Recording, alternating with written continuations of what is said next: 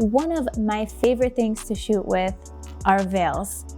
As a wedding photographer, I've worked with so many brides and a lot of them wear veils.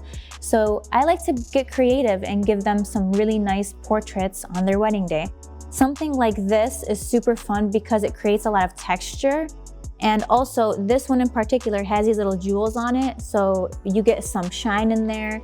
And another thing that I like to do is while they're wearing it, I'll actually hold a piece of the veil myself and point it towards my lens like this. So it's kind of like a little slope right here. As you can see, it curves. And so it creates like a nice perspective. You get some really nice shots.